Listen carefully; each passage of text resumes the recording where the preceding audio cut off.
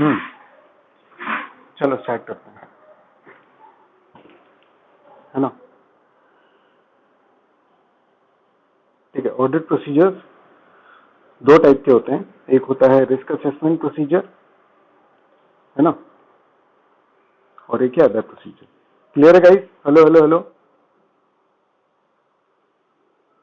Guys, आपको आवाज आ रही है मेरी? ठीक है।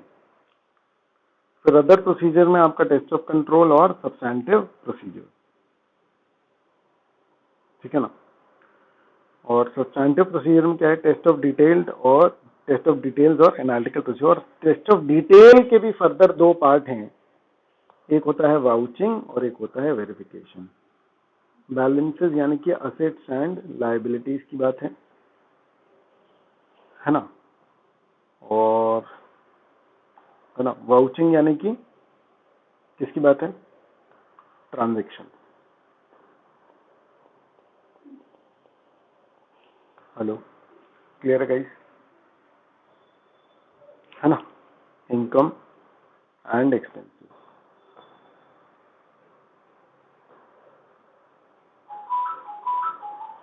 ठीक है बेटा। इसके बाद फिर क्या बोल रहा है देखो जरा। Irrespective of the assess risk of material misstatement, देखो जरा।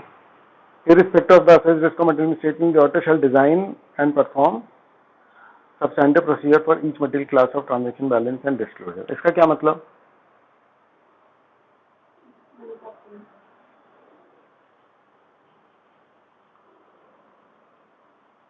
इसका क्या मतलब गाइस? गाइस गाइस गाइस बताओ, इसका क्या मतलब?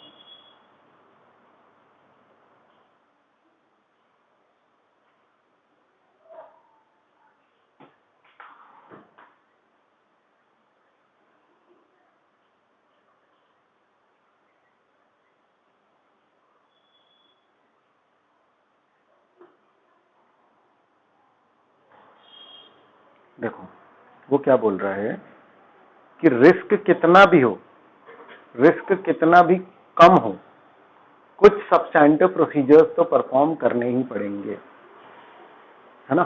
तुम्हें अलग अलग चीज के लिए सब्सटैंटिव प्रोसीजर डिजाइन करने पड़ेंगे। रिस्क कितना भी कम हो, तुम्हें सब्सटैंटिव प्रोसीजर डिजाइन करने पड़ेंगे। हेलो हेलो हेलो बोलो भाई, क्लियर है ना।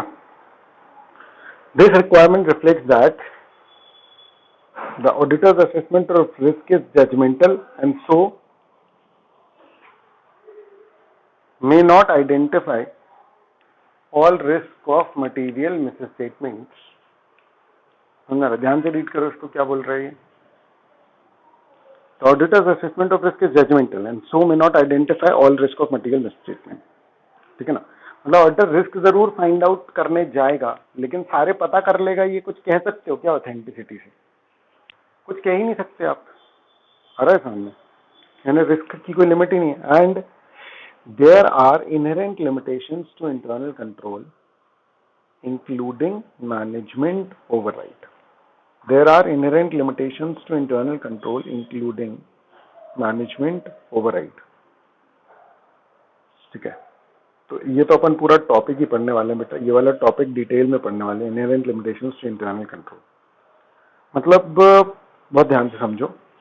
ठीक है, एक तो कह रहा है कि रिस्क इज जजमेंटल, आप जितना आइडेंटिफाई करो सच में उतना ही हो, ऐसा कुछ कह नहीं सकते हैं।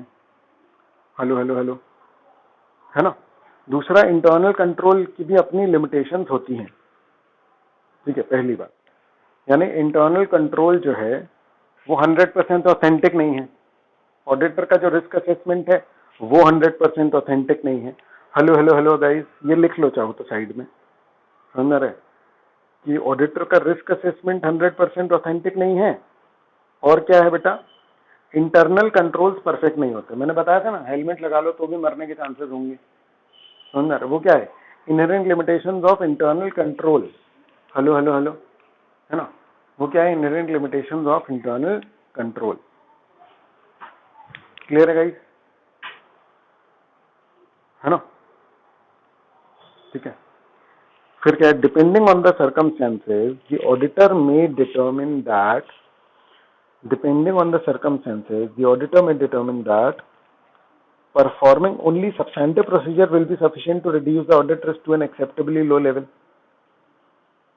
है ना। For example where the auditor's assessment of risk is supported by audit evidence from test of control. बहुत ध्यान से देखो जरा, सर्कमस्टेंसेस पे डिपेंड करेगा कि भैया क्या वो सब्सटेंटिव एनालिटिकल प्रोसीजर बस करे, है ना। क्या चीज करे, substantive analytical procedure will be sufficient to reduce the audit risk to an acceptably low level। क्या substantive analytical procedure से बस वो काम कर लेगा। For example, where the auditor's assessment of risk is supported by audit evidence, है ना, from the test of control, मतलब रिस्क जो असेस किया उसी के सपोर्ट में टेस्ट ऑफ कंट्रोल की बातें भी निकल रही हैं, या only test of details are appropriate, यानी कि या तो वो सिर्फ सब्सटेंटिव एनालिटिकल प्रोसीजर कर ले। अभी देखो ये क्या है, ये अपन ने नहीं देखा है कि एनालिटिकल प्रोसीजर क्या है। अभी अपन ब्रॉड डिस्कशन कर रहे हैं कि भैया सिर्फ एनालिटिकल कर लेगा तो अभी ये सिर्फ शब्द हैं आपके लिए, आ रहा है समझ में, लेकिन इसकी डिटेलिंग होगी, समझ में आ रहा है। और टेस्ट ऑफ डिटेल का मतलब क्या होगा, टेस्ट ऑफ डिटेल का मतलब होगा कि एक एक अमाउंट आपको चेक करना, एक एक इनवॉइस, एक एक बिल जो है वो आप चेक करोगे, आ रहा है समझ में, एक एक बिल जो है वो आप चेक करोगे। क्लियर है गाइस, ठीक है। A combination of substantive analytical procedure and substantive analytical procedure, ये जो है ये प्रैक्टिकली ये रास्ता अपनाते हैं लोग, कॉम्बिनेशन होता है। मतलब ऐसा नहीं होता कि सिर्फ एनालिटिकल कर लो, ऐसा भी नहीं होता कि सिर्फ टेस्ट ऑफ डिटेल कर लो, समझना रहे, इसका प्रॉपर कॉम्बिनेशन जो है वो होता है, इसका प्रॉपर कॉम्बिनेशन जो है वो होता है। क्लियर है गाइस, हेलो हेलो, देखो ध्यान से, सब्सटेंटिव प्रोसीजर, सबसे पहले सब्सटेंटिव प्रोसीजर में बेटा वो बता रहे कि सब्सटेंटिव प्रोसीजर क्या होते हैं, है ना। तो ये दो चीजें होती हैं। फिर वो बता रहा है कि रिस्क कितना भी हो कुछ तो सब्सटेंटिव करना ही पड़ता है, रिस्क कितना भी हो कुछ तो सब्सटेंटिव करना पड़ता है। उससे डिटेलिंग कर रहा है वो कि भैया एक तो रिस्क भी परफेक्ट नहीं है और इंटरनल कंट्रोल भी उतने परफेक्ट नहीं है। मेरी बात ध्यान से समझना, ठीक है ना।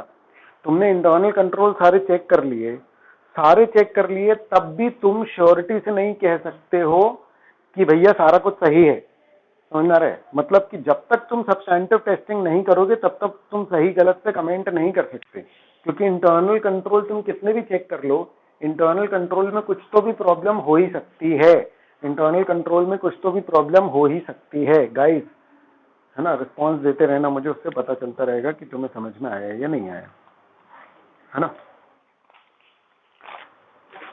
है ना गाइस, ठीक है। अब देखो क्या बोल रहे हैं, ठीक है। Substantive analytical procedures are generally more applicable to large volume of transactions that tend to be predictable over time, ठीक है ना। Substantive analytical procedure जनरली किसके लिए लगाते हो, एनालिटिकल प्रोसीजर, बहुत ध्यान से बेटा, यहाँ सब्सटेंटिव में ये जुड़ा हुआ है एनालिटिकल। एनालिटिकल लगता है प्रिडिक्टेबल पे, बहुत ध्यान से, एनालिटिकल जो है वो लगता है किस पे, प्रिडिक्टेबल पे। समझना, मान लो सेल्स की एक सेल है ना, एक पर्टिकुलर ट्रांजैक्शन सेल का किया, उसका जब मैं बिल इनवॉइस चेक करूंगा तो उसको क्या बोलेंगे अपन बेटा, जब मैं बिल इनवॉइस वगैरह चेक करूंगा तो ये है टेस्ट ऑफ डिटेल। जब मैं एक सिंगल ट्रांजैक्शन चेक कर रहा हूं, है ना, मान लो रेंट है, रेंट कंपनी के पीएनएल में दिखा रहा है 24,000 का, आ रहा है समझ में। मैंने अग्रीमेंट देखा, अग्रीमेंट में लिखा हुआ था कि भैया 2,000 पर मंथ है, आ रहा है समझ में। तो मैंने इसका कोई बिल नहीं देखा, मैंने बैंक अकाउंट भी नहीं देखा, आ रहा है समझ में, है ना। मैं देख लूंगा बैंक अकाउंट एक आध ट्रांजेक्शन के लिए, कोई दिक्कत की बात नहीं है, लेकिन मेरा पॉइंट ये है कि उसको बिना देखे भी मुझे सेटिस्फेक्शन जो है वो अच्छा खासा आ गया। यानी जब मैंने उसको 2,000 को मेंटली 2,000 मल्टीप्लाई बाय क्या किया तो क्या हुआ, मेरे दिमाग में आ गया कि 24,000 है, और जैसे ही मैंने P&L में देखा कि 24,000 है तो बस हो गया। ये मैंने लगाया बेटा क्या, ये मैंने लगाया क्या, एनालिटिकल। समझ आ रहा है? ये क्या है, टीओडी। टीओडी मतलब test of detail. Hello hello hello guys, समझ आ रही है बात? हेलो हेलो हेलो, क्लियर है गाइस? फिर क्या है ना? बाकी वो कह रहा है कि एनालिटिकल प्रोसीजर के बारे में तो अपन ऐसे 520 में डिटेल में पढ़ ही लेंगे, ठीक है। Establishes requirement, provides guidance on कि वो कैसे लगाएंगे। सब्सटैंटिव प्रोसीजर का वो पार्ट है, सब्सटैंटिव प्रोसीजर का वो पार्ट है, ठीक है ना। The nature of risk and assertion is relevant to the design of test of detail. अरे क्या बोल रहा है बेटा वो? Substantive analytical procedure, fourth point है ना। The nature of the risk and assertion is relevant to the design of test of detail. The nature of risk and assertion is relevant to the design of test of detail. किस assertion को check कर रहे हो और risk कितना है, ये दोनों चीजें बहुत मैटर करती है। समझ रहा है? For example test of detail relating to existence और अकरेंस। बहुत ध्यान से बेटा, एग्जिस्टेंस और अकरेंस क्या है? assertion है ना। एग्जिस्टेंस कौन सा assertion है बेटा? एग्जिस्टेंस कौन सा assertion है? अकाउंट बैलेंस वाला। क्या बोलता है एग्जिस्टेंस?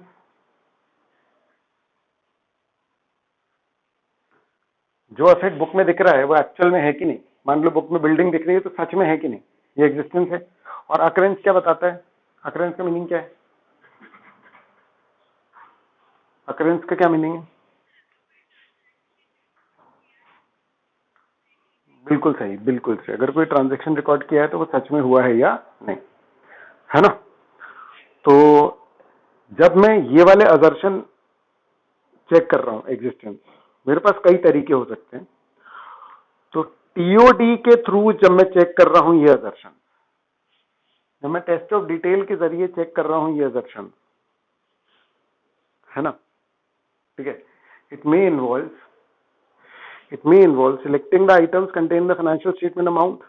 क्या करूंगा मैं पता है? लेजर उठाऊंगा, मैं उसमें से एक एंट्री उठाऊंगा। टेस्ट ऑफ डिटेल मतलब एक सिंगल एंट्री पर्टिकुलर चेक करना, एक पर्टिकुलर सिंगल एंट्री चेक करना is what test of detail. अरे समझ, है ना।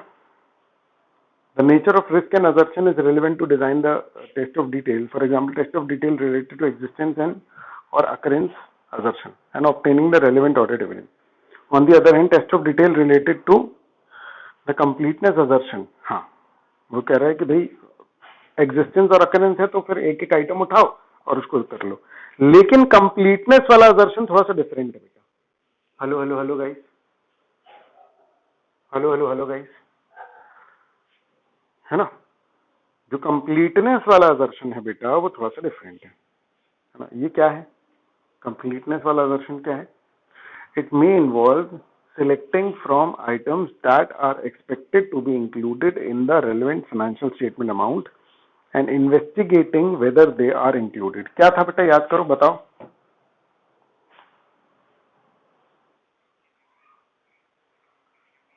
बहुत बढ़िया, बहुत बढ़िया। जो चीज एक्चुअल में हुई है उसको रिकॉर्ड किया भी है कि नहीं, मिसिंग एंट्रीज तो नहीं है।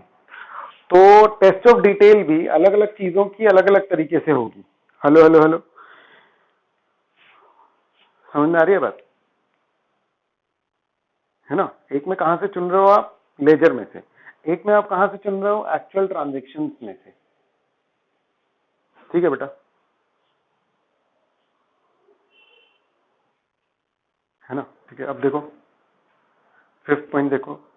Because the assessment of risk material statement takes account of internal control, है ना। बहुत ध्यान से, ठीक है, एक सेकेंड, है ना, आ रहा है। Because the assessment of risk of material misstatement takes account of internal control, है ना। बहुत ध्यान से, ये लाइन बहुत इंपॉर्टेंट है। रिस्क असेस करते समय इंटरनल कंट्रोल को कंसिडर करता ही करता हूं। इस बात को कोई एक्सप्लेन करेगा? रिस्क असेस करते करते कंट्रोल को असेस करता ही करता हूं।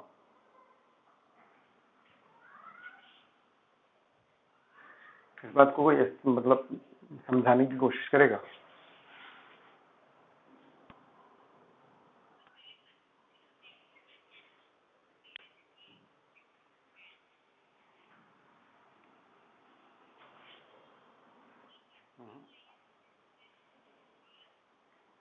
ये तो बिल्कुल अलग ही सी बात कह रही हो तुम।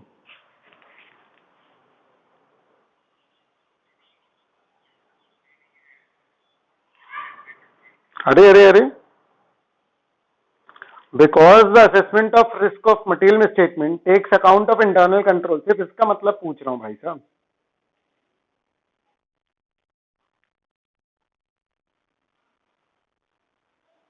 मतलब मैं बिकॉज हटा करके बस इस सेंटेंस का मतलब पूछ रहा हूँ कि assessment of risk of material misstatement takes account of internal control, इसका मतलब पूछ रहा हूँ बस।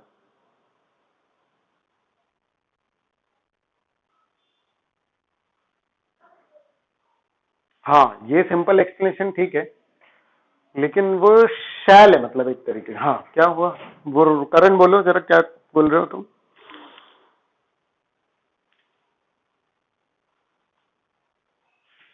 अरे नहीं नहीं नहीं,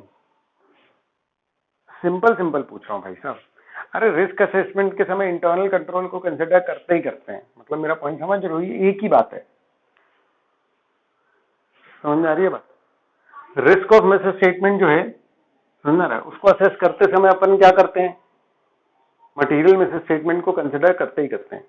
सॉरी, मटेरियल मिस स्टेटमेंट बोल रहा हूँ, इंटरनल कंट्रोल्स को कंसिडर करते हैं। मतलब इंटरनल कंट्रोल्स को चेक करके जो सिस्टम्स है ना, उससे मुझे पता चलता है अगर सिस्टम्स कमजोर हैं तो मतलब रिस्क थोड़ा ज्यादा है। हेलो भाई,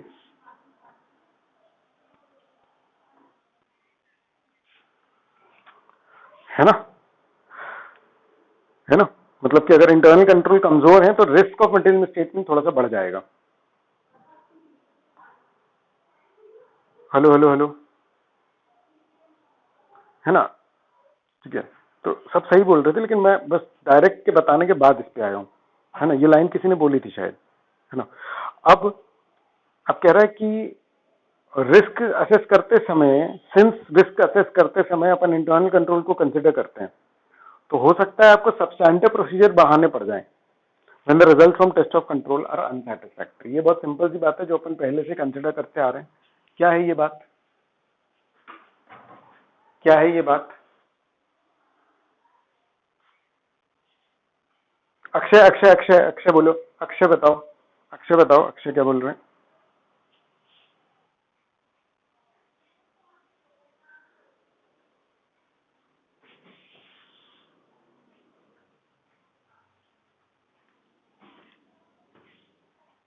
बिल्कुल, मतलब कि अगर मान लो कि आपके टेस्ट कंट्रोल सही नहीं है, समझ रहे, तो सब्सटैंटिव ज्यादा करना ही पड़ेगा ओवरऑल ऑडिट को वो बढ़ाने के लिए।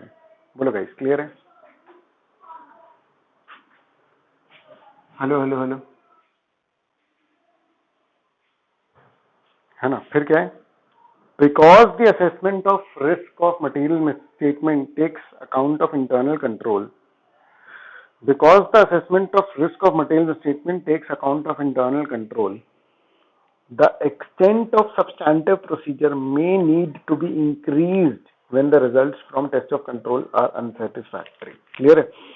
In designing test of detail, the extent of testing is ordinarily thought of in terms of the sample size. मतलब जब भी अपन टेस्ट ऑफ डिटेल की बात करते हैं तो अपन डायरेक्ट एक एक आइटम चेक कर रहे हैं, तो हम यहाँ पर बात करते हैं कि कितने आइटम चेक करने हैं, यानी सैंपल साइज क्या होगा। However, other matters are also relevant, including whether it is more effective to use other selective means of testing. क्या करें? Other matters are also relevant, including whether it is more effective to use other selective methods of testing. मतलब कि सिर्फ test of detail के अलावा आप ये भी कंसिडर करते हो कि और मेथड यूज करने से क्या ज्यादा सेटिस्फेक्शन मिलेगा, और क्या और मेथड यूज करने भी हैं कि नहीं करने हैं। हेलो हेलो हेलो गाइस, एक बार रीड कर लो ये पूरा सब्सटैंटिव प्रोसीजर। बताओ अभी खत्म नहीं हुआ है लेकिन इतना डिस्कशन एक बार कर लो पहले।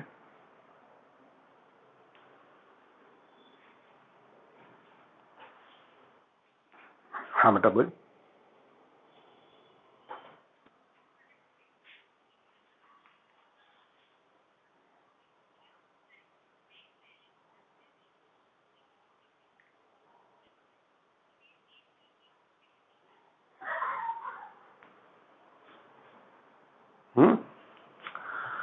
क्या क्लिक नहीं कर रहा? मतलब कि इसमें तो बस बोल रहे हैं ना कि टेस्ट ऑफ डिटेल के तरीके क्या हैं। तुम इस पॉइंट से समझना क्या चाह रही हो, मेरा पॉइंट समझो। मैं तुम्हें ये बताता हूँ कि इस पॉइंट में क्या लिखा हुआ, ठीक है ना। वो कह रहे हैं कि रिस्क कैसा है वो इंपॉर्टेंट है, अरे और कौन सा दर्शन चेक कर रहे हो ये इंपॉर्टेंट है, समझ आ रहा है, ठीक है ना। फिर तो उसने ये बताया कि टेस्ट ऑफ डिटेल जो है, जैसे एग्जिस्टेंस के लिए चेक कर रहे हो, अकरेंस के लिए चेक कर रहे हो, तो अलग लेवल से चेक होती है टेस्ट ऑफ डिटेल। और जब आप कंप्लीटनेस के लिए चेक कर रहे हो, यानी दूसरे असर्शन के लिए चेक कर रहे हो, तो अलग तरीके से चेक होता है। हेलो,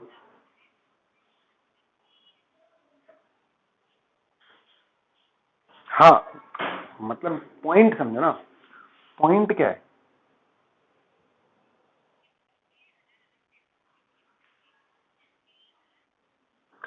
हाँ, तो पूरा पॉइंट ही ये है कि अलग अलग असर्शंस के लिए अलग अलग तरह से चेकिंग हो सकती है।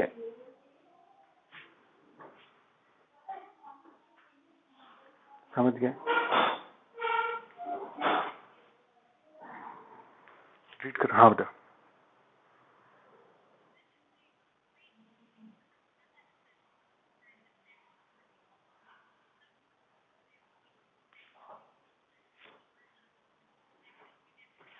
नहीं नहीं, ये तो रेगुलर प्रोसीजर है, ये तो रेगुलर प्रोसीजर है ना,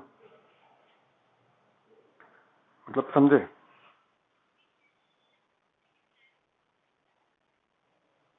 नहीं, प्लानिंग जो है वो ओवरऑल होती है, ठीक है। प्लानिंग जो है वो ओवरऑल है। आप हो सकता है कि उसी लेवल पर आपको पता लग गया हो कि कितनी डिटेल में चेकिंग करनी है, समझ आ रहा है। पहले से अगर आपके पास कुछ ऐसे सबूत हैं या कुछ ऐसी सिचुएशन है कि आपको डिटेल में चेक करनी है। अदरवाइज नॉर्मली प्लान के समय तो मैं ये करता हूँ कि कितने लोग लगेंगे, ओवरऑल देखता हूँ ना मैं उस समय, तो ओवरऑल रिस्क टाइप का कह लो कि मैं देखता हूँ कि भाई कितनी बड़ी एंटिटी, कितने लोग लगेंगे यहाँ पर चेकिंग के लिए, आ रहा है समझ में, कितना वॉल्यूम है ट्रांजेक्शन का, समझ में आ रही है बात। मतलब पहले मैं देख रहा हूँ वॉल्यूम, फिर जब मैं ऑडिट प्रोग्राम और वो सब बनाऊंगा, थोड़ा सा जानूंगा, knowledge of the client's business लूंगा, है ना, जब मैं रिस्क असेसमेंट लेवल पर आऊंगा, ठीक है ना, तब मैं एनालाइज करूंगा कि कॉम्प्लेक्सिटी कितनी है। समझ आ रही है बात, ठीक है ना। मतलब देखो समझो, हाँ ऑब्वियसली बात है ना। मतलब देखो शुरू में अपन बनाएंगे तो अपन देखेंगे कि हाँ यहाँ पर देखो 50-50 हजार के लेजर है, तो कितने लोग लगेंगे ये चेक करने के लिए। अब जब मैं टेस्ट ऑफ डिटेल और वो सब करने आया, समझ ना रहा है, जब बिजनेस के बारे में मुझे पता लग गया, तब मुझे पता चला कि यार ये 50 हजार तो है, लेकिन ये 50 हजार में 5 अमाउंट इंक्लूड होते हैं 10-10 हजार के, और हर एक का अमाउंट अलग अलग कैलकुलेट होता है, समझ ना रहा है। हर एक अमाउंट अलग अलग जगह से आ रहे हैं एंट्री के, तो मतलब 5 प्रकार की सेल्स हो रही है सेल्स अकाउंट में। समझ में आ रहा है मैं क्या बोल रहा हूँ?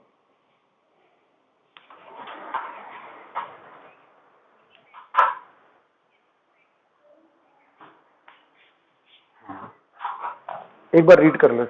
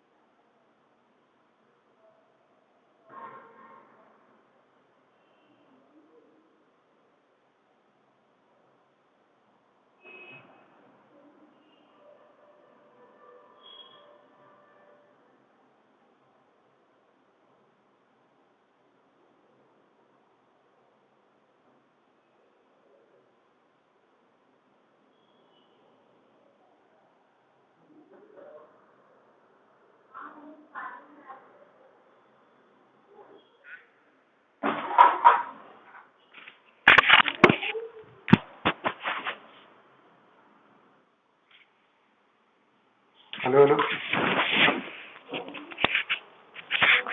पढ़ लिया, पढ़ लिया, बोलो बोलो बोलो। हाँ हाँ, डाउट बोलो।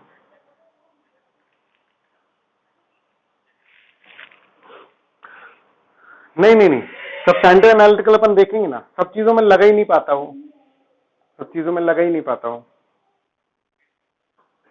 नहीं नहीं, मैंने वो रीड किया और मैं तुम्हारी बात समझ रहा हूँ, तुम जो बोल रहे हो वो सही है, समझ में आ रहा है, ठीक है ना। लेकिन ये जो भी बोल रहा है गलत है, मतलब समझ में आ रहा है। सिर्फ सब्सटैंटिव एनालिटिकल प्रोसीजर पॉसिबल ही नहीं है, सब में लगता ही नहीं है एनालिटिकल। हाँ हाँ हाँ हाँ, सिर्फ थियोरेटिकल है। एनालिटिकल प्रोसीजर सिर्फ मतलब एक पार्ट है एनालिटिकल प्रोसीजर, समझ में आ रहा है। पूरा ऑडिट ऐसा लग रहा है इस लाइन से कि पूरा ऑडिट उसके बेस पे कर सकते हैं अपन, गलत लिखा है ना। हाँ ठीक है, ठीक है, चलो। हाँ बोलो।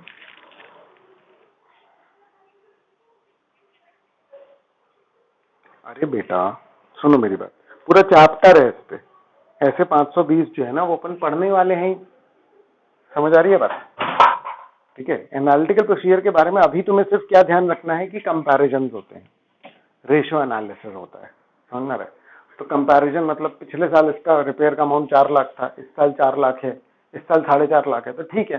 पिछले साल 4 लाख था, इस साल 40 लाख है, तो मेरे दिमाग में शक आएगा ना भाई कि ये एकदम 4 लाख का 40 लाख कैसे हो जाएगा। हेलो हेलो हेलो,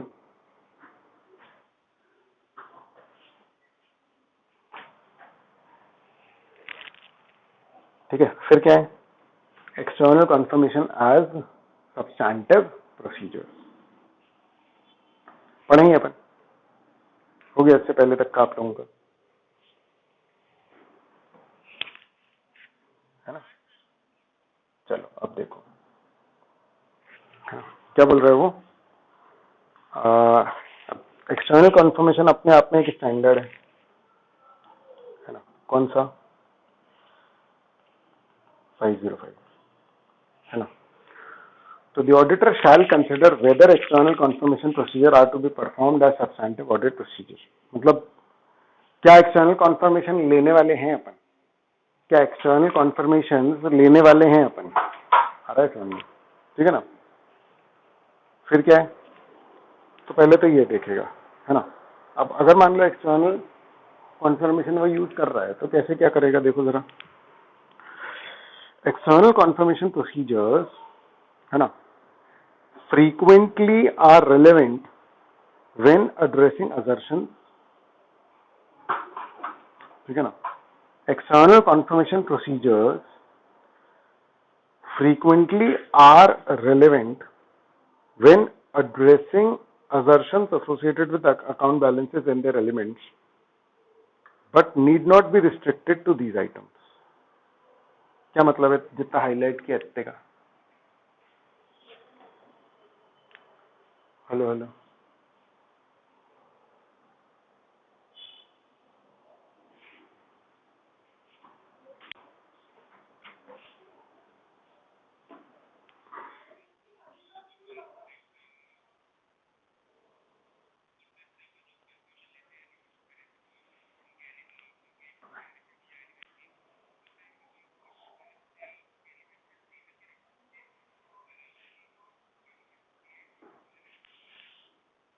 हाँ हो सकता है, सबसे इंपॉर्टेंट देखो पॉइंट क्या है कि एक्सटर्नल कंफर्मेशन नॉर्मली आपको असेट और लायबिलिटी के बैलेंसेस के बारे में बताएगा, समझ में आ रहा है। ट्रांजेक्शन्स के बारे में आप ले सकते हो लेकिन अनयूजुअल है, मतलब मेरा पॉइंट समझना। एक सेल का ट्रांजेक्शन के लिए मैं एक्सटर्नल कंफर्मेशन यूज नहीं करता, डेटर के बैलेंस के लिए मैं एक्सटर्नल कंफर्मेशन यूज कर लेता हूँ, समझ में रहा है। यूसेज की बात है। एक्सटर्नल कॉन्फर्मेशन जो है मतलब बंदे से जो मैं पूछता हूँ एक्सटर्नली, एक सेल के ट्रांजेक्शन को मैं पूछ भी लूंगा तो वो बहुत बारीक हो गया, बहुत ही एकदम मतलब धूल के कण के समान हो गया वो एविडेंस, आ रहा है समझ में।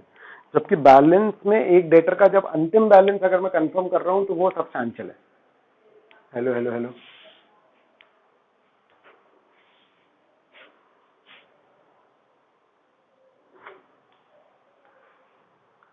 हेलो हेलो हेलो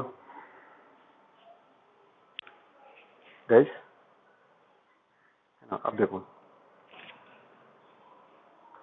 है ना,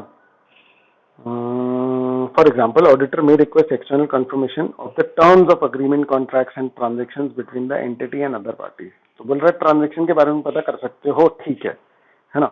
एक्सटर्नल कन्फर्मेशन प्रोसीजर में also may be performed to obtain audit evidence about the absence of certain condition. वही मैंने बताया था ना कि जैसे ऑफर का रहता है ना कि नॉट कुछ नहीं होने के लिए भी अपन पूछ सकते हैं. फॉर एग्जाम्पल रिक्वेस्ट में specifically see confirmation that no side agreement exist, ये बात हम पढ़ चुके हैं. That may be relevant to entity's revenue cut off assertion, है ना. भैया कोई साइड अग्रीमेंट है क्या, और नहीं है अगर सामने वाले ने बोला तो उससे मेरे रेवेन्यू रिकॉग्निशन पे कहीं कोई फर्क पड़ सकता है depending on contract to contract. यहाँ उतना स्पेसिफिकली नहीं बताया कि कैसा क्या, नहीं तो पूरी सिचुएशन क्लियर करनी पड़ेगी उसको, ठीक है ना. लेकिन नॉर्मली हाँ ऐसा हो सकता है कि भैया कोई साइड अग्रीमेंट किसी केस में ना हो तो रेवेन्यू में फर्क आए जितना रिकॉर्ड किया है. अब and other situations where external confirmation procedure may provide relevant audit evidence in responding to assessed risk of material misstatement include, ठीक है ना, other situations where external confirmation procedure may provide relevant audit evidence, है ना. तो क्या होंगे ये बेटा याद कर लो, ये आ चुका है एक बार. वो जगह जहां पर कि एक्सटर्नल कन्फर्मेशन प्रोसीजर यूज होता है, right. Bank balance, account receivable मतलब डेटर्स, इन्वेंट्री जो थर्ड पार्टी इसके पास है ना. प्रॉपर्टी की टाइटल डीड जो मैंने सिक्योरिटी की तरह रखे हुए हैं लॉयर्स के पास, या उनसे पूछ सकता हूं मैं. इन्वेस्टमेंट्स अगर मैंने किसी के पास रखवाए हो तो उनसे पूछ सकता हूँ. थर्ड पार्टी कॉन्फर्मेशन, ठीक है ना. इन्वेस्टमेंट्स, फिर amount due from lenders, loan का बैलेंस मुझे पता करना है, अकाउंट पेबल क्रेडिटर्स का अमाउंट मुझे पता करना है, तो ये सारा कुछ. हेलो हेलो भाई, समझ आ रहा है. दीज आर, इनको क्या बोलोगे, examples where external confirmation is used. Hello hello hello guys, examples where external confirmation is used. Hello hello hello. हाँ, रजिस्ट्री के पेपर्स बैंक के पास गिरवी रखे हैं, तो मैं जब इसकी प्रॉपर्टी चेक कर रहा हूं तो मैं बैंक से पूछूंगा.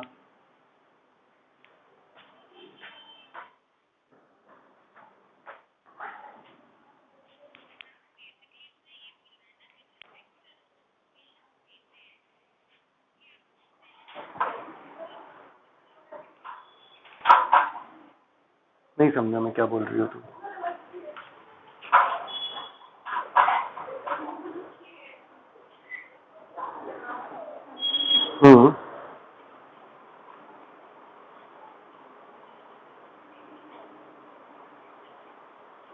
हाँ बिल्कुल सही.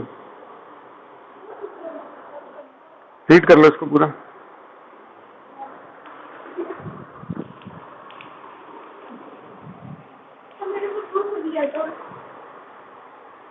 पानी रहता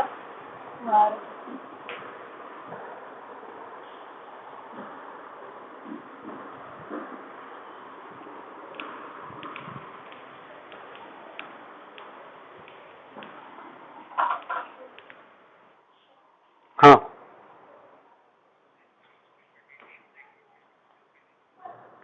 देखो देखो देखो, मेरी बात समझो, ठीक है ना. सबसे पहले तो इस बात को समझो कि एग्जाम्पल्स होते हैं हमेशा मेन कंटेंट को समझाने के लिए, और हम लोग मेन कंटेंट समझ जाते हैं, उसके बाद एग्जाम्पल को अलग से समझते हैं. आप इस बात को समझो कि इंस्टीट्यूट की बुकलेट्स में एग्जाम्पल बहुत घटिया घटिया दिए हुए. समझ आ रहा है कि कंटेंट से ज्यादा तो एग्जाम्पल को एक्सप्लेन करना होता है, जबकि एग्जाम्पल सिर्फ इसलिए होता है ताकि हम मेन कंटेंट को समझ पाए, ठीक है ना. इन लोग क्या करते हैं कि भाई इन लोग को ABCD किसी को बताना है तो C फॉर चेकोस्लोवाकिया बताएंगे. समझ आ रहा है. और उसके बाद फिर ऑब्वियस ही बात है, ये तुम लोग की गलती नहीं है, समझ आ रहा है, ये इंस्टीट्यूट की गलती है कि वो ऑब्वियस ही बात है C फॉर चेकोस्लोवाकिया, तो बंदा C भूल जाएगा कि वो C पढ़ रहा है. वो चेकोस्लोवाकिया की डिटेलिंग जानने की कोशिश करेगा और उसकी स्पेलिंग उसको अलग नहीं बनेगी. समझ में आ रही है बात. तो हमारे लिए एक्चुअली में A से लेकर के Z तक कंप्लीट करना इंपॉर्टेंट था, और हम वो वर्ड्स में और सिटी के नेम में उसमें घुस गए थे. तो चलो मैं बता देता हूं तुमको, ठीक है ना. तुम सबसे पहले तो हाँ वो समझ में आ गई कि नहीं. हाँ तो फिर बताओ कौन सा पॉइंट है? एब्सेंस ऑफ डिटेल ना। पॉइंट नंबर कौन सा था? ये पढ़ा ना। हाँ, कि भैया किसी चीज के एब्सेंस के लिए भी पूछ सकते हैं। तो भैया मैं एक्सटर्नल कंफर्मेशन काय के लिए पूछता हूँ? जैसे डेटर से मैंने पूछा कि इतना बैलेंस है, समझ आ रही है बात? ठीक है ना। फिर अगर मान लो कि मैं किसी से ये पूछ रहा हूँ कि भैया तुमने कोई ट्रांजेक्शन किया या नहीं किया, समझ आ रहा है? तो भैया ट्रांजेक्शन नहीं है, ये भी तो मैं कंफर्म कर सकता हूँ ना कि भैया बुक्स में एक रेगुलर डेटर था, एक रेगुलर सेल जिसको मैं करता था, समझ आ रहा है? उसका इस साल कोई सेल ही नहीं है, समझ में आ रही है बात? एक रेगुलर बंदा था जिसके साथ बिजनेस सेल करता था। अब उससे मैंने पूछा कि क्यों भाई, कोई ट्रांजेक्शन तो नहीं किया ना? ये मैं क्या कंफर्म कर रहा हूँ? एब्सेंस। हेलो, समझ आ रही है बात? मतलब there can be thousands of example and thousands of simple example, लेकिन नहीं, इन लोग को सिंपल एग्जांपल देना ही नहीं है। आपको कभी भी एग्जांपल थोड़ी आएगा क्वेश्चन में अनटिल अनलेस बहुत बड़ा प्रॉपर वो कोई केस लॉ इंक्लूड किए हुए हो, एग्जांपल थोड़ी आएगा, है ना? ठीक है ना। चलो आप देखो। हाँ बेटा। हाँ हाँ हाँ, बोलो बोलो बोलो।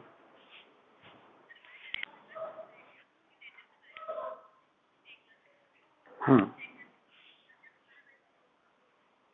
हाँ ऐसा कर सकता है, लेकिन इतना नहीं करते कभी, समझ में आ रहा है? क्योंकि भाई डेटर मुझे झूठ क्यों बोलेगा? दूसरा, ये कॉन्फर्मेशन रिटर्न में लिए जाते हैं, तो झूठ का वैसे भी सवाल नहीं होता।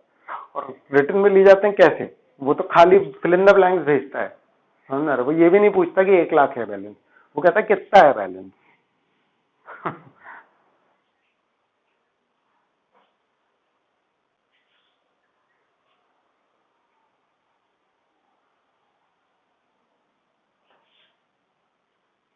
वो डेटर इस कंपनी के लिए क्यों झूठ बोलेगा, समझ में आ रहा है? सबसे पहली बात कि वो डेटर कंपनी के लिए झूठ क्यों बोलेगा, और दूसरी बात ऐसे कितने डेटर झूठ बोलेंगे? नहीं आ रहा समझ में? फिर उनको सेल भी नकली दिखानी पड़ेगी, समझ में आ रहा है? फिर अगर मान लो उससे कोई सब्सिक्वेंट कलेक्शन हुआ है तो वो भी गलत दिखाना पड़ेगा, समझ में आ रही है बात? आपको फ्रॉड एक चीज नहीं कर सकते आप मैनेज, समझ में आ रहा है? अगर गड़बड़ होगी तो वो 10 प्रकार की अलग अलग जगहों से पता लगी जाएगी, समझ में आ रहा है? क्योंकि उसके सेल में पकड़ जाएगी, नहीं तो डेटर में, नहीं तो फिर पेमेंट में, सब्सिक्वेंट पेमेंट में, हर किसी ना किसी चीज में वो पकड़ जाएगा। ठीक है। हाँ। चलो सेकंड देखो।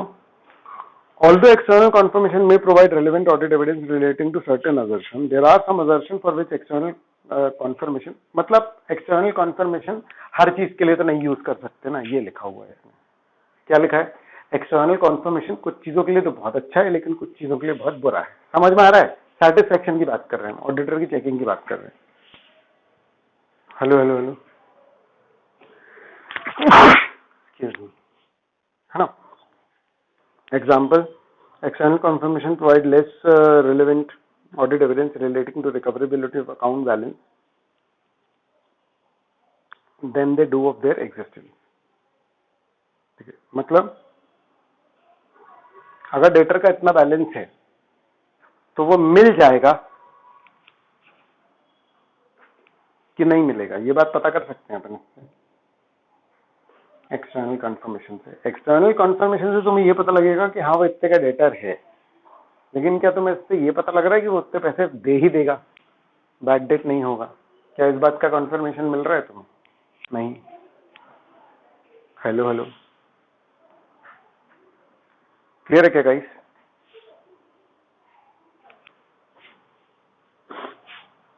हेलो हेलो,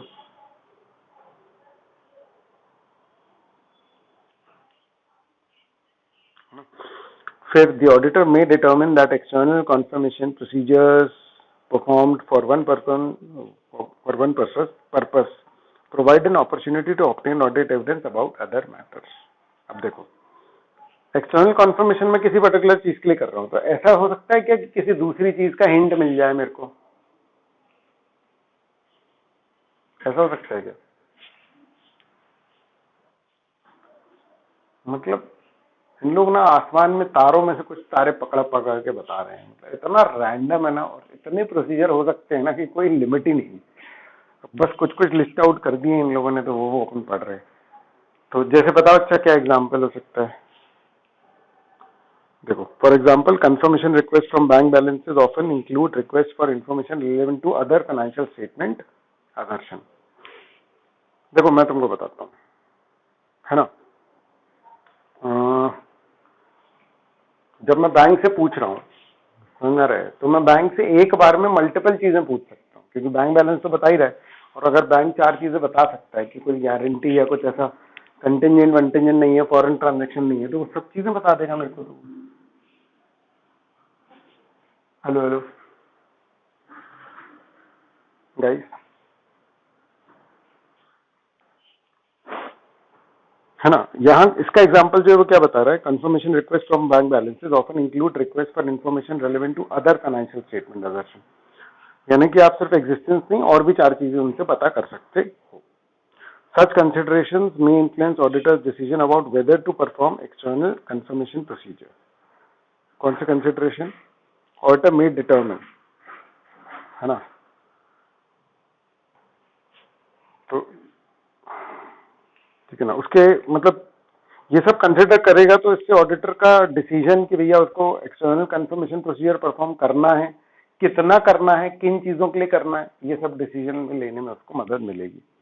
तो पॉइंट अगर मैं सिंपल सा बोलूं, तो कितना काम का है एक्सटर्नल कंफर्मेशन, उस हिसाब से मैं क्या करूंगा?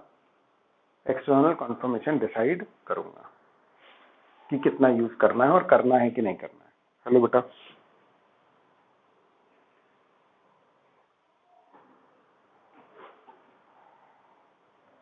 ठीक है ना? फिर क्या है?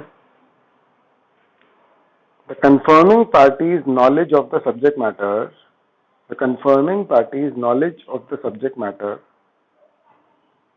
ठीक है, अब देखो इसकी हेडिंग क्या है? Factors that may assist the auditor in determining whether external procedures are performed as substantive procedure include. समझ आ रहा है? ठीक है ना? क्या मैं ये प्रोसीजर यूज करूं या मैं दूसरा प्रोसीजर ये एक प्रोसीजर है ना? Hello hello hello, procedure to obtain audit evidence में पढ़ा था अपन ने। हेलो हेलो हेलो,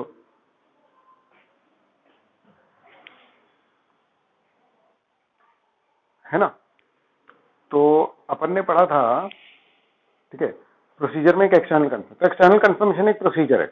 इस प्रोसीजर से मुझे एग्जिस्टेंस का या किसी किसी असर्शन का पता लग जाएगा। समझ आ रहा है? ठीक है ना? मुझे ध्यान से बताओ, क्या किसी पर्टिकुलर असर्शन के लिए ऐसा हो सकता है कि एक्सटर्नल कंफर्मेशन ही एक तरीका है और कोई तरीका नहीं है?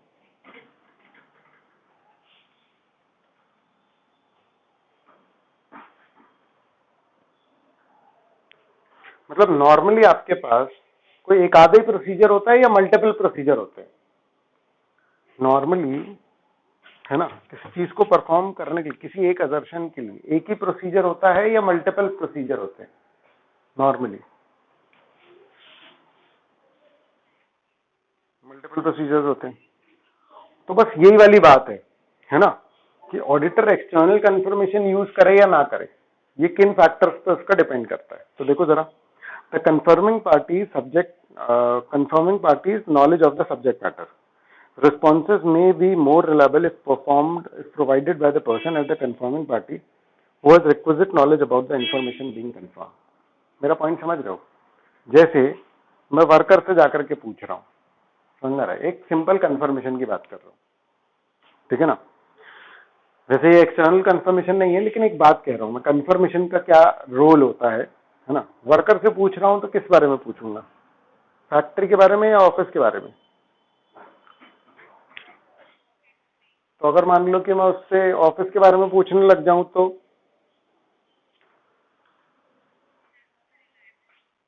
क्योंकि भैया उस पार्टी को पता ही कहाँ होगा। नहीं, वो जवाब दे देगा, जवाब तो दे ही देते हैं लोग, राय मांगो तो देते ही, पता हो कि नहीं पता हो, है ना? तो वो रिलायबल नहीं होगा। तो कंफर्मिंग पार्टी का नॉलेज, आप तो ऑडिटर को ये ध्यान रखना पड़ेगा कि भैया इसके पास इस बात का नॉलेज है भी कि नहीं, जिससे कि मैं कंफर्म कर रहा हूँ। ये एक्सटर्नल भी हो सकता है है ना। और ability and willingness of the intending confirming party to respond. अब मेरी बात समझना, जैसे मान लो मैं ए लिमिटेड का ऑडिट करने गया, ए लिमिटेड के डेटर है बी लिमिटेड और सी लिमिटेड, ठीक है बेटा। ए लिमिटेड के डेटर कौन है? बी लिमिटेड और सी लिमिटेड, ठीक है ना। अब ए लिमिटेड की बुक्स में बी लिमिटेड डेटर है, ए लिमिटेड की बुक्स में बी लिमिटेड कौन है बेटा? डेटर, है ना। ऑडिटर ने बोला कि चलो अब हम बी लिमिटेड से पूछेंगे। हम क्या करेंगे बेटा? बी लिमिटेड से पूछेंगे, है ना। क्या पूछेंगे कि भैया कितना तुम्हारा बैलेंस है? हेलो हेलो हेलो गाइस, है ना। लेकिन बी लिमिटेड कंपनी वाले बहुत खड़ूस है, हो सकता है ऐसा? हो सकता है ना। तो भाई वो लोग फालतू 1 रुपए खर्च नहीं करते, हम उससे लेटर लिख करके पूछ रहे हैं कि भैया बताओ हमको जरा कंफर्मेशन बताओ, तो बताओ पॉसिबल है क्या? मतलब हो सकता है ना कि वो ना करे रिप्लाई, उसकी विलिंगनेस ही नहीं है, उसकी विलिंगनेस ही नहीं है, बताने नहीं चाह रहे। मतलब बताना नहीं चाह रहे गलत के कारण नहीं, नेग्लिजेंस के कारण। समझ आया ना कि भाई हम क्यों बताएं, हमें क्या करना, तुम ढूंढो भैया अपना, हम का को लपेट रहे हो उसमें दोस्ती। ठीक है गाइस, है ना। अब देखो, है ना, may consider responding to costly और टाइम कंज्यूमिंग। मतलब may not accept responsibility, may consider costly, है ना। फिर हाँ, मैं तो देने में डर रहा हूँ कि भैया मेरा तो कम हो सकता है पैसा, मेरे को तो वो कम कराना था, मैंने इतना लिख करके दे दिया, तो ये तो मेरे खिलाफ यूज हो जाएगा कल को। समझ में आ रहा है? ठीक है ना। May account for transaction in different currencies और may operate in an environment where responding to confirmation requests is not significant aspect of day-to-day operations. May operate in an environment where responding to confirmation requests is not significant aspect of day-to-day operations. मतलब वो करते ही नहीं है normally. In such situation, confirming party may not respond, may respond in a casual manner, or may attempt to restrict the reliance placed on the response. पढ़ो इसको, read करो। Third point भी पढ़ लेते हैं, फिर पूरा रीड कर लेना। Objectivity of the intended confirming party, if the confirming party is related party, तो उसका कोई मतलब ही नहीं है, रिलायबल ही नहीं है, तो झूठ ही बोल देगा। उससे पूछने का क्या मतलब जो ऑलरेडी रिलेटिव है, वो तो इसके फेवर में ही बोलेगा ना। जो तुम लोग सोच रहे थे कि डेटर गलत बोल देगा, तो डेटर कौन सा वाला गलत बोलेगा? रिलेटेड पार्टी वाला ना।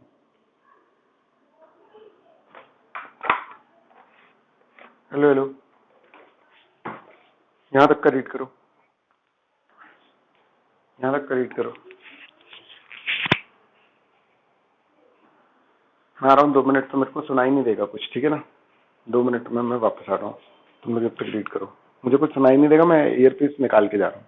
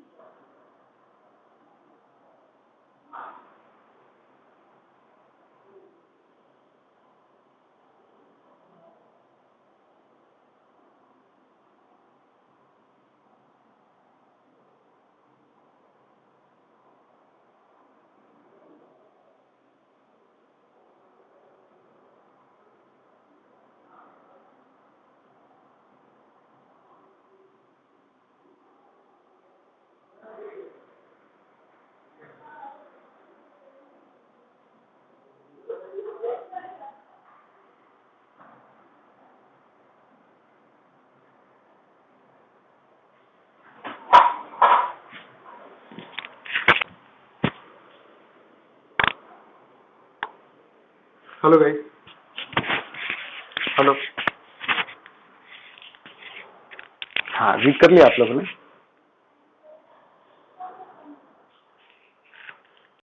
है ना? चलो अब देखो। हाँ, कोई डाउट है इसमें?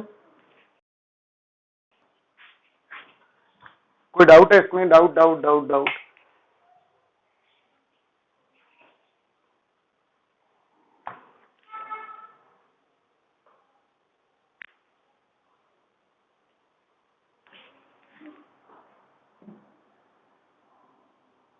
द एबिलिटी और विलिंगनेस कंफर्म। हाँ, मतलब कि अरे मैं, मेरा बैलेंस जो है वो रुपीज में है, और ये रुपीज में है किसका? किसी फॉरेन एंटिटी का। अब एक्सचेंज रेट तो फ्लक्चुएट होता रहता है, वो बताएगा डॉलर में, तो कैसे कंफर्म होगा? मतलब हेलो, समझ आ रही है बात? है ना? वो डॉलर में यूज करता है, मैं उसमें करता हूँ। वो अपनी रिपोर्टिंग कर रहा है, मैं अपनी रिपोर्टिंग कर रहा हूँ, तो डिफरेंट हो सकता है ना। चलो, अब substandard procedure relating to financial statement closing process. सबसे पहले तो हेडिंग ही समझ लें अपन। Substandard procedure relating to financial statement closing process. ये फाइनेंशियल स्टेटमेंट क्लोजिंग प्रोसेस क्या है? The auditor's substantive procedures shall include the following procedures related to the financial statement closing process. ठीक है? Reconciling financial statement with the underlying accounting report. कुछ नहीं, एक एक laser का टोटल मिला लो। मतलब समझ रहे हो? जो बंदा फाइनेंशियल स्टेटमेंट जिसने बनाया होगा, है ना, उसने प्रॉपर एक एक एंट्री मिलाई होगी ना। Hello hello.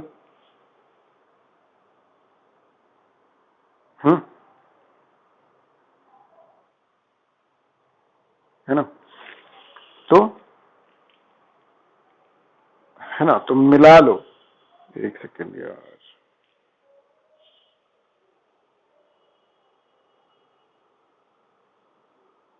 है ना? तो ये जो मिलाना है, ये है फाइनेंशियल स्टेटमेंट क्लोजिंग प्रोसेस के एंड में एक बार ये जरूर मिला लेते हैं। तो ऑडिटर ये काम खुद से जरूर करेगा एक बार। क्लियर है गाइस? हेलो, है ना? और material journal entries and adjustments made during the course of preparation of financial statement, मतलब जो मेजर जर्नल एंट्रीज और एडजस्टमेंट्स हैं उनको जरूर देखेंगे अपन, है ना? फिर क्या है? The nature and also the extent of auditors exam the nature and also the extent of auditor's examination of journal entries and other adjustments depends on the nature and complexity of the entity's financial reporting process and related risk of material necessity. क्या बोल रहा है?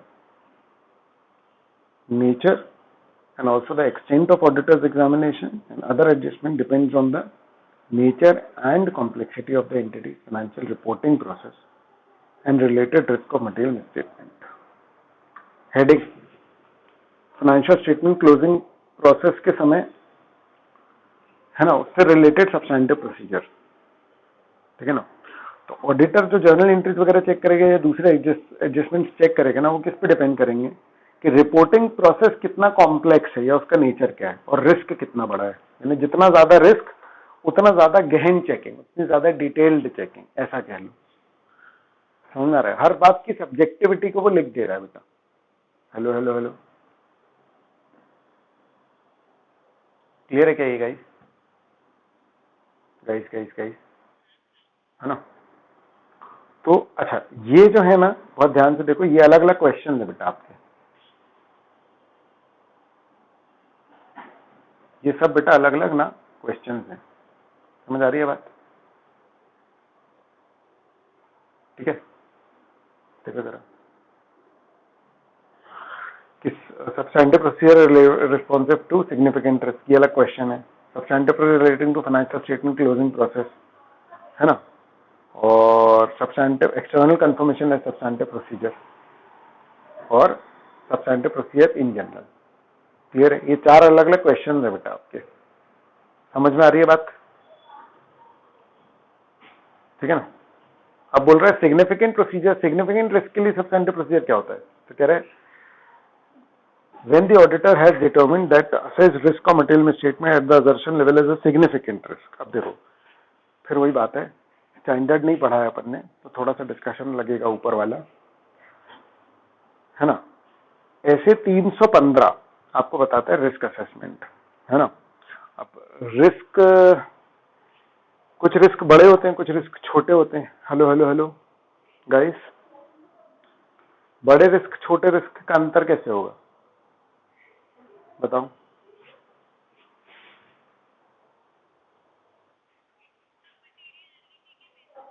है ना, कि जिससे material misstatement ज्यादा हो जाएगा वो रिस्क बड़ा रिस्क है ना। तो बड़ा रिस्क मतलब significant risk. When the auditor has determined that the assessed risk of material misstatement at the assertion level is a significant risk, अगर ऑडिटर ने ये पता लगा लिया है कि जो रिस्क उसको पता लगा है वो सिग्निफिकेंट है, तो ऑडिटर क्या परफॉर्म करेगा? सब्सटैंटिव प्रोसीजर, जो कि उस रिस्क के लिए स्पेसिफिकली रिस्पॉन्सिव है, मतलब उस रिस्क के लिए अलग से प्रोसीजर। तो सबके लिए जनरल जनरल प्रोसीजर है, ये कोई पर्टिकुलर रिस्क है तो इस पर थोड़ा ज्यादा ध्यान दो, इसके लिए सेपरेट सैंपल निकालो, है ना। फिर क्या बोल रहे हैं, है ना। When the approach to a significant risk consists of only substantive procedure, these procedures shall include test of detail। ठीक है, जनरली टेस्ट ऑफ डिटेल से मैं निकालूंगा। The above paragraph requires auditor to perform substantive procedures जो significant risk के लिए specifically design है। अगर मेरा कोई सिग्निफिकेंट रिस्क है उसके लिए सेपरेट सब्सटैंटिव प्रोसीजर्स प्लान करके लगाओ, है ना। समझ में आई ये वाली बात? अब आगे क्या बोल रहा है, आपको एक्सटर्नल कंफर्मेशन से जो ऑडिट एविडेंस मिलेंगे, received directly by the auditor, received directly by the auditor, है ना।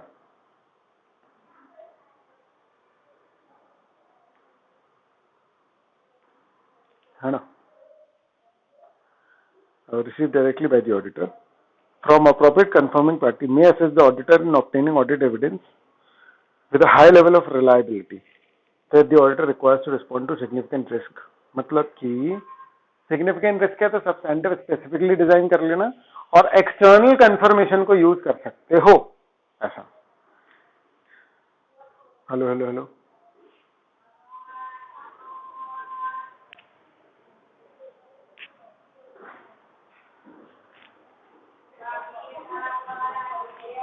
क्लियर है ये?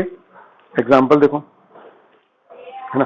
अब देखना रिस्क असेसमेंट है इसमें, अगर ऑडिटर को ये पता चला कि भैया मैनेजमेंट जो है उसके ऊपर बहुत प्रेशर है, किस बात का, कि भैया इस बार रेवेन्यू कम नहीं होना चाहिए, ऐसा शेयर प्राइसेस गिर जाएंगी, तो ऑडिटर के ऊपर ऐसा प्रेशर है ना।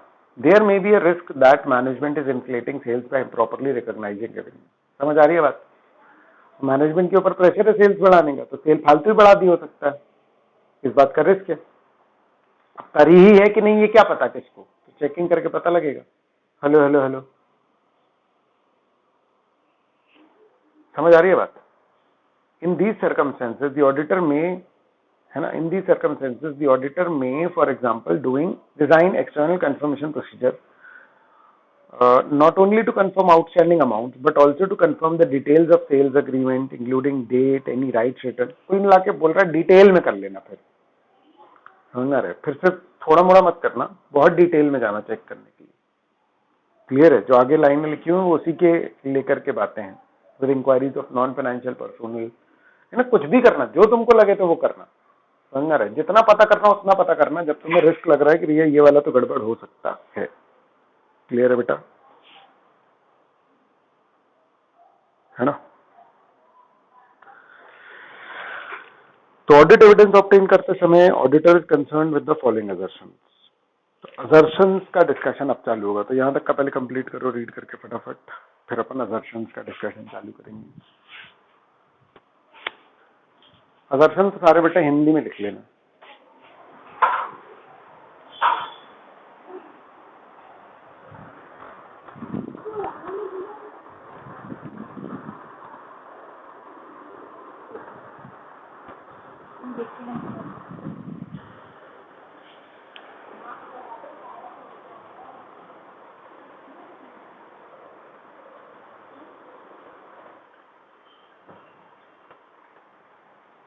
हेलो,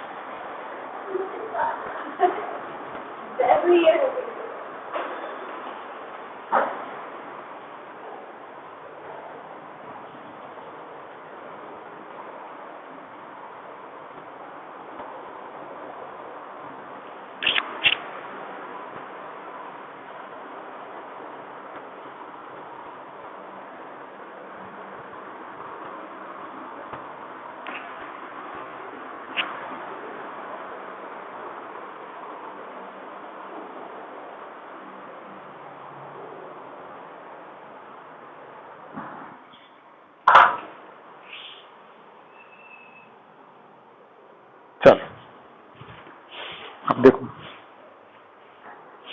क्या दिया है, अजर्शंस, है ना। तो अजर्शंस क्या हैं, ये इसके official definition, in representing that the financial statement in accordance with applicable FRF management implicitly और explicitly makes assertion. Basically FRF के हिसाब से बने हैं फाइनेंशियल स्टेटमेंट, उसको लेकर के अजर्शंस हैं जो मैनेजमेंट बोल रहा है। क्या है अजर्शन, क्या अजर्शन बोल रहा है? तो अजर्शन जैसे ट्रांजैक्शन के लिए अपन बात करें तो क्या है अजर्शन ट्रांजैक्शन के लिए बेटा, है ना। जैसे कि क्या है, अकरेंस, है ना। देखो ये डेफिनेशन है अजर्शन की, और ये है अजर्शन, है ना। Assertion used by the auditor to consider different types of potential misstatement that may occur fall into the following three categories and may take the following forms. Occurrence, occurrence क्या है? जो transaction event record किए गए हैं, have occurred, वो हुए भी हैं, और एंटिटी को रिलेट भी करते हैं। दो बातें, have occurred and pertain to the entity. Completeness, जितने transaction should have been recorded have been recorded, है ना। यहां रुक सकते हैं थोड़ा सा, है ना, यहां रुक सकते हैं थोड़ा सा। Transaction is event that have been recorded, have occurred and pertain to the entity, ठीक है।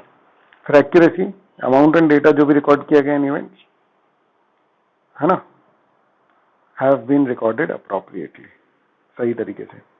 कट ऑफ, कट ऑफ मतलब current account, correct accounting period में। अगले साल के इस साल तो नहीं, अगले साल का रेवेन्यू इस साल तो नहीं रिकॉर्ड कर लिया, पिछले साल का रेवेन्यू तो नहीं इस साल रिकॉर्ड कर लिया, इस साल का रेवेन्यू तो नहीं अगले साल रिकॉर्ड करोगे, ये सब चीजें। बोलो गाइस, क्लियर है?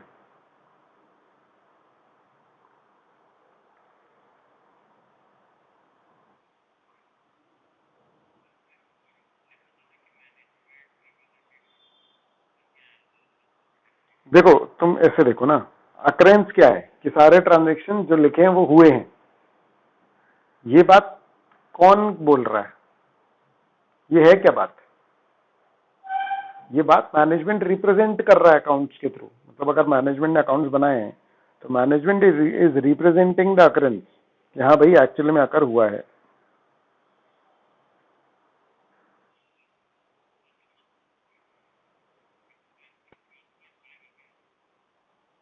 अरे यार, अजर्शन अज्यूम्ड होते हैं, समझ आ रहा है? उसको बोलना नहीं है, इसलिए तो बोल रहा है एज इम्प्लिसिटली और एक्सप्लिसिटली। मतलब फोकस एरिया नहीं है। सोच करके देखो ना अपन क्या डिस्कशन कर रहे हैं। हम अजर्शन समझ रहे हैं, है ना, अजर्शन क्या होते हैं हम वो समझ रहे हैं। तो अलग से ऐसे बोलेगा थोड़ी कि अकाउंट्स लाएगा तो बोलेगा कि भैया ये सारे अकाउंट्स कंप्लीट हैं, एकदम पुराने महाराज, पुराने राज दरबार जैसा लगेगा। समझ आ रहा है? फॉर्मेलिटी, इतनी फॉर्मेलिटी थोड़ी होती है। समझ आ रहा है? अगर अकाउंट्स बनाए हैं तो भैया अकाउंट्स में ये सारी बातें होनी चाहिए। याद रखना 3 लेवल पर हैं, ट्रांजेक्शन इवेंट्स, फिर अकाउंट बैलेंसेस, फिर प्रेजेंटेशन एंड डिस्क्लोजर। ठीक है ना। तो ट्रांजैक्शंस को लेकर के कि भाई जितने ट्रांजैक्शन लिखे हैं वो हुए भी हैं, जितने हुए हैं वो सब लिखे भी हैं। समझ में आ रहा है क्या बोल रहा हूँ? ऐसा तो नहीं बस मजा आ रहा है, पोएम टाइप का लग रहा है ना। जितने ट्रांजैक्शन रिकॉर्ड हुए एक्यूरेटली हुए हैं, फिर करेक्ट अकाउंटिंग पीरियड में हुए हैं, इधर उधर के नहीं हैं, और सही अकाउंट में गए। क्लासिफिकेशन मतलब सही अकाउंट में गए हैं। क्लियर है गाइस? इसको हिंदी में लिख लेना चाहे तो, है ना, याद रहे ताकि। फिर 6 नंबर का आ चुका है अजर्शन का क्वेश्चन, 6 नंबर तक का प्रॉपर। अकाउंट बैलेंस एग्जिस्टेंस, जितने एसेट लायबिलिटी तुम दिखा रहे हो बुक्स में वो एक्चुअली में है या नहीं। राइट्स एंड ऑब्लिगेशन तुम्हारे हैं कि नहीं, एसेट लायबिलिटी जो भी बुक्स में दिखा रहे हो वो तुम्हारे हैं कि नहीं। हेलो हेलो हेलो, ठीक है ना। एसेट है तो एंटिटी का राइट है, ऑब्लिगेशन मतलब लायबिलिटीज है तो एंटिटी की ऑब्लिगेशन है। कंप्लीटनेस, जितने रिकॉर्ड होने चाहिए वो सब हो गए कि नहीं। Valuation and allocation as per accounting standard हुआ है या नहीं, बोलो गाइस।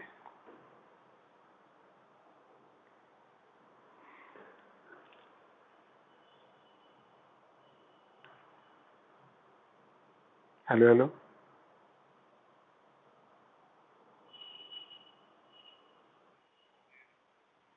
अब प्रेजेंटेशन डिस्क्लोजर की बात कहाँ आती है? पूरे फाइनेंशियल स्टेटमेंट में, नोट्स जो अकाउंट्स में, सब जगह, ठीक है ना। तो यहां भी वही चीजें हैं, occurrence and rights and obligation. जितने भी इवेंट्स डिस्क्लोज किए ट्रांजैक्शन या वो सब जो है वो एक्चुअली में हुए हैं, है ना। जो भी कुछ लिख रहा है वो सब एक्चुअली में हुआ है, ट्रांजैक्शन को लेकर के भी, इसको भी लेकर के। और पर्टेन टू द एंटिटी तो मतलब rights and obligation, pertain to the entity मतलब rights and obligation. Hello hello hello, ठीक है ना। फिर क्या बोल रहे हैं? कंप्लीटनेस मतलब जितना प्रेजेंटेशन, जितने डिस्क्लोजर वगैरह देने थे वो सब दे दिए गए हैं या नहीं। ठीक है बेटा। तीसरा क्या है? क्लासिफिकेशन एंड अंडरस्टैंडेबिलिटी, मतलब सही जगह पे डिस्क्लोजर दिया है और अंडरस्टैंडेबिलिटी के पॉइंट ऑफ व्यू दिया है, ठीक है गाइस। आवाज आ रही है? हाँ, क्लासिफिकेशन एंड अंडरस्टैंडेबिलिटी प्रॉपर है या नहीं है। क्लियर है गाइस। और एक्यूरेसी और वैल्यूएशन, तो ये आपके 5 4 9 4 13 अजर्शन है जो रिपीटेड भी हैं, कंप्लीटनेस सब में है ना। तो ये याद करने पड़ेंगे आपको पूरे। बाकी थर्ड पॉइंट क्या बोल रहा है, देखो क्या बोल रहा है।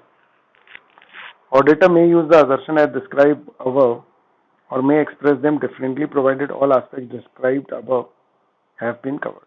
For example, the auditor may choose to combine the assertions about the transaction and events with the assertion about account balances. ठीक है,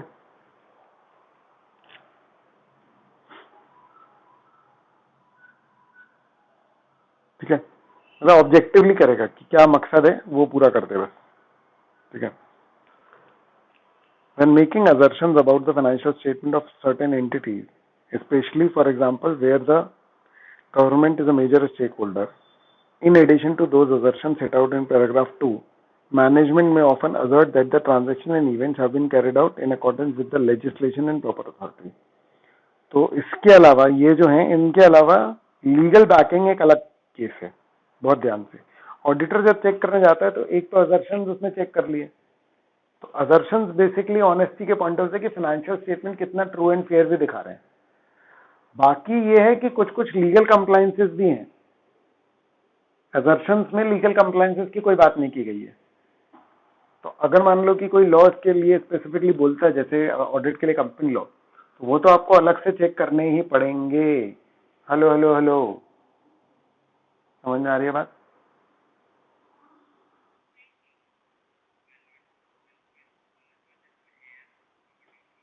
नहीं तो एएस हुआ ना बस, वैल्यूएशन की बातें कहाँ की है? अब भाई डिस्क्लोजर है मान लो कोई, समझ में आ रही है बात? ठीक है ना। तो कहाँ है, मतलब समझ आ रही है बात? लॉ में कुछ लिखा हुआ है कि किसी चीज का प्रेजेंटेशन ऐसे होना है, वो होना है, यार सिंपल यार, डायरेक्टर डिस्क्वालिफाइड है कि नहीं ये चेक करना पड़ता है ऑडिटर को। बताओ कौन से असर्शन के हिसाब से कर रहा है वो चेक? उसका फाइनेंशियल स्टेटमेंट से ही लेना देना नहीं है भैया। नहीं समझे?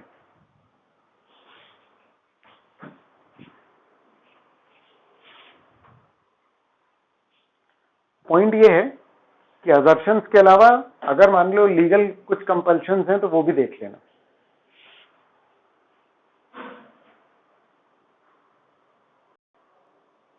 है ना। असर्शंस के अलावा अगर कोई लीगल कंपल्शंस हैं तो वो भी देख लेना, ठीक है।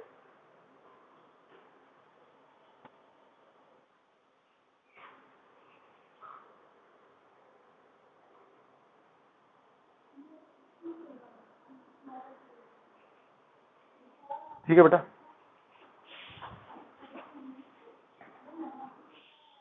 चलो। तो इसको दो इलस्ट्रेशन से इलैबोरेट किया हुआ है। Let us elaborate with the help of two illustration. We must clearly understand that each item contain in the financial statement assert something to the readers of the accounts to indicate ownership, existence, quality, quantity. Auditing is concerned with testing of the authenticity of information thus conveyed. तो जो information convey हो रही है ना उसी को तो test करना है, ऑब्वियस सी बात है, क्योंकि यूजर के लिए हो रहा है ऑडिट पूरा। एग्जाम्पल 1, बैलेंस शीट में करंट एसेट में कैश इन हैंड 8,000 है। तो इसका मतलब एक जो सामान्य इंसान पढ़ रहा है वो क्या मतलब निकाल रहा है कि भैया इनके पास हैं 8,000 रुपए। Hello hello hello hello. तो ऑडिटर चेक कर लेगा, ये एग्जिस्टेंस वाला दर्शन हो गया। तो firm concern had 8,000 in valid notes and coins on the balance sheet day. और असेट में है तो मतलब मेरा ही है, मेरी ओनरशिप भी है मेरे पास। And the cash was free and available for expenditure to the firm, कि फर्म इस पर खर्चा कर सकती है।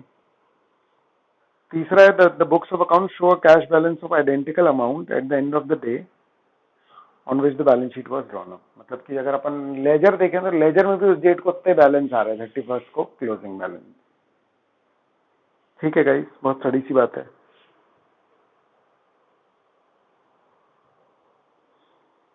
एग्जाम्पल 2 ये दिख रहा है बुक्स में, plant and machinery at cost 2 lakh और ये फलाना ढिमकाना।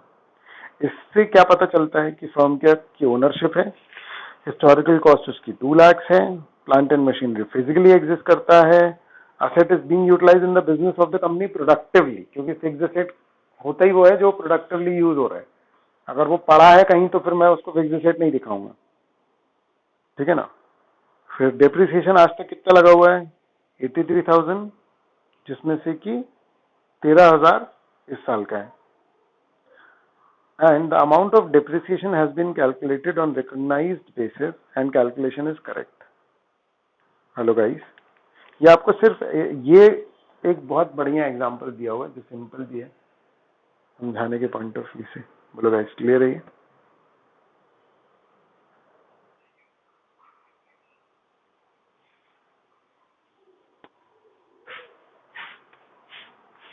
अरे समझो, मेरी बात समझो, ठीक है ना। ये बेसिक बातें हैं, समझ में आ रहा है। अब उसको किसी में तुम फॉल कर लो या नहीं करो वो ठीक है, समझ में आ रही है बात, उसका कोरिलेशन कर लेना। अभी मुद्दा तो समझो, मतलब समझ रहे हो, वो फोकस वाली बात नहीं है। क्लियर है? समझ में आ रहा है? राइट्स एंड ऑब्लिगेशन आ जाएगा, वो किसी में भी आ जाएगा, कोई दिक्कत नहीं। नहीं आ रहा तो फिर भी अपन चेक कर लेंगे यूजर को क्या क्या इन्फॉर्मेशन कन्वे हो रही है। लीगल नहीं है ना यार, ये समझ में आ रही है बात? ठीक है, लीगल नहीं है, यूजर के पॉइंट ऑफ व्यू से आपको सोचना है जो जो हो सकता है। कुछ कुछ बातें अजर्शन में हैं, लेकिन आप उसको स्ट्रिक्ट वैसे मत लेके जाओ ना, मैथमेटिकली मत लेकर के जाओ। समझ आ रहा है? लगभग लगभग लेकर के जाओ, समझ आ रहा है? उसमें मैथमेटिकल क्वेश्चन का कोई जवाब नहीं है। मतलब उसका हर क्वेश्चन का जवाब मैं यही दूंगा कि यार इट डिपेंड, हो भी सकता है नहीं भी हो सकता, यही जवाब है इसका। आपको सिचुएशन ही समझनी पड़ेगी ना। बोलो गाइस, क्लियर है ना? ठीक है, चलो ठीक है, बाकी अपन कल करते हैं, है ना। ठीक है, इसको और लास्ट को करना, एक बार रीड कर लेना, है ना। यहां से अपने को करना है, ठीक है, यहां तक अपना हो गया है। ठीक है बेटा। चलो भाई, बाय बेटा।